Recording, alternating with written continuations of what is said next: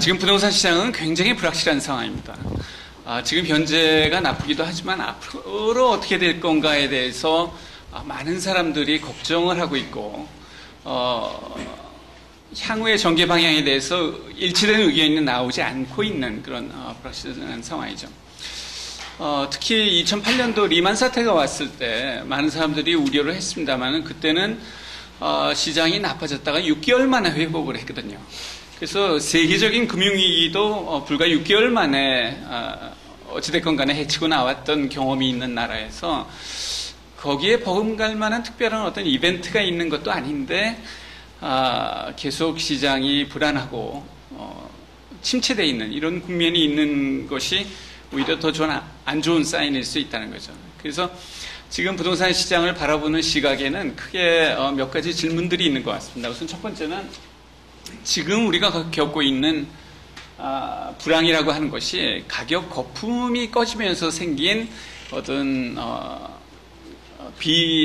그러니까 통상적이지 않은 그런 상황이고, 거기에 따라서 가격이 앞으로도 계속 오랫동안 폭락하는 사태가 벌어질 것이냐, 또는 그런 것은 아니고 그냥 통상적으로 있는 경기가 좋기도 하고 나쁘기도 한 그런 어떤 과정의 일환이냐라는 것이 이제 중요한 질문일 것 같고요.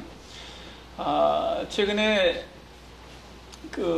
제기되고 있는 문제 중에 하나는 어떤 인구 구조가 고령화나 인구 감소 측면으로 접어들고 있는데, 이 인구 구조가 변함에 따라서 주택에 대한 수요가 줄어들고 거기에 따라서 가격이 하락하는 상황이 또 오랫동안 지속될 것이냐라는 질문이 있을 것이고요.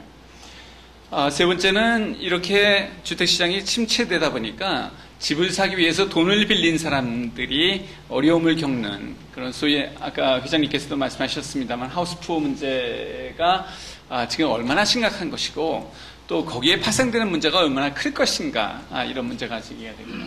그 다음에 마지막에 정부가 이렇게 침체되어 있는 주택시장을 살리려고 대책을 내놓을 때마다 집 있는 사람들만 뭐 이렇게 도와줄 거 있느냐, 가난한 사람들을 먼저 도와줘야 되지 않느냐라는 얘기들도 나옵니다. 그래서 그런 문제도 한번 좀 들여다볼 필요가 있겠다라는 것이죠. 이런 문제들을 직접적으로 보기 전에 우리가 지난 한 10여 년간 거쳐온 시장의 큰 추세가 어떤 것인지를 잠시 먼저 보고 얘기를 하도록 하겠습니다. 자, 여러분들이 보고 계시는 이 그래프는 1995년을 기준으로 해서 지역별로 주택 가격이 어떻게 변화됐는가를 보여드리는 그림입니다. 왜 95년을 기준으로 했는가 하면은, 이 95년이라는 때가 주택 200만 원 건설 계획이 끝나고 몇 년 되지 않았을 때고요. 또 준농림 지역을 운영하면서 집의 공급이 많이 될 때입니다. 그래서 95년 정도를 기준으로 한다면은 소비자 입장에서는 주택 시장에 있어서 그렇게 큰 문제가 없다라고 볼 수 있는 그런 상황이라고 볼 수 있다는 거죠. 그래서 이 95년을 기준으로 해서 주택 가격의 추이를 지역별로 나눠서 보여드리고 있는데요.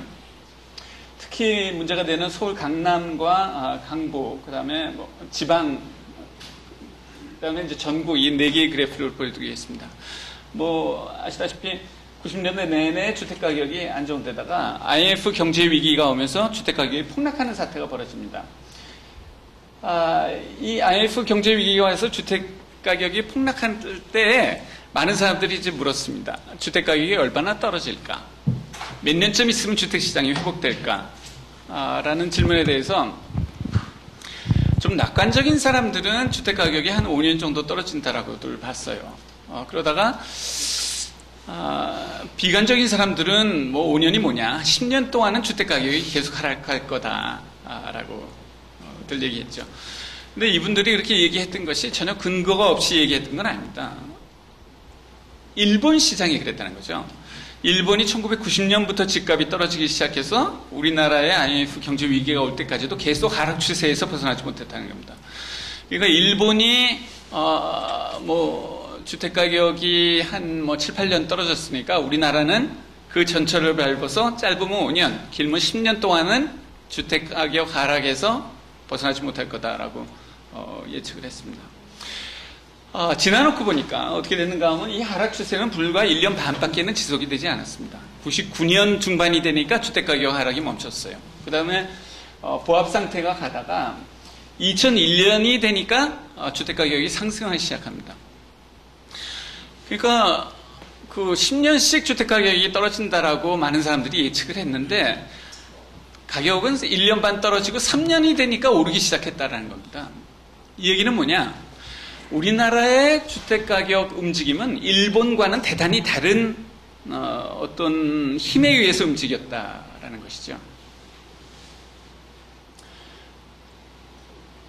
나중에 다시 이 얘기를 하겠습니다만 단적으로 뭐냐? 일본은 1980년대 말에 주택가격에 상당히 큰 거품이 있었고 이 거품이 꺼지는 과정에서 주택시장이 침체에서 헤어나지 못하는 상태가 10년 또는 그 이상 갔는 데 비해서 우리나라의 IMF 경제위기로 인한 가격 하락은 이거는 주택시장 내부에서 자라고 있던 거품의 문제는 아니었다라는 그 점이 일본과 우리나라의 뚜렷한 차이라고 하겠습니다.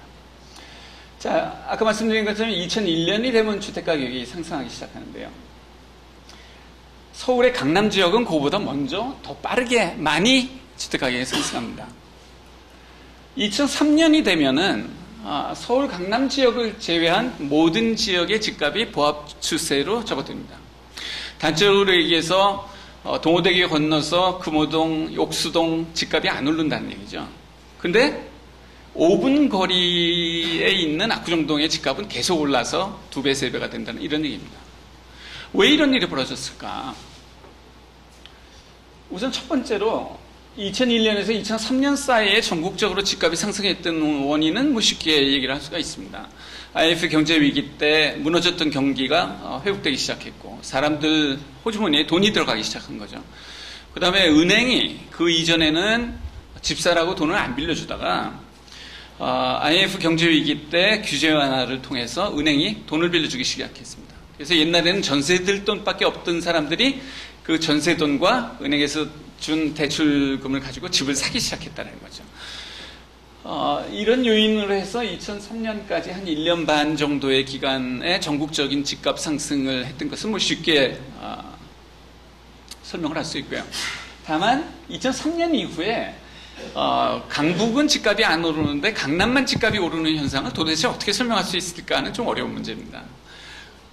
어떤 분들은 뭐 이자율이 낮아졌기 때문에 집값이 강남 집값이 올랐다 이런 말씀 하시기도 하는데 근데 그 이자라는 게 전국적으로 다 동일한 이자율이 적용이 되지 서울의 강남 지역만 낮은 이자율이 적용이 되고 강북 지역에는 높은 이자율이 적용이 되고 그런 건 아니지 않습니까? 그래서 이자율이나 뭐 자본시장의 상황이나 거시경제 같은 것들이 이 강남과 강북의 차별화된 집값 움직임을 설명해 주지는 못할 것 같고요. 다만 뭐 어떤 여러 가지 요인들 주로 이제 그 강남이 갖고 있는 독특한 어떤 지역의 특성이나 또는 주택 수요자들의 특성 같은 것들이 이런 양극화 현상을 설명하는 것이 아닌가 그런 생각.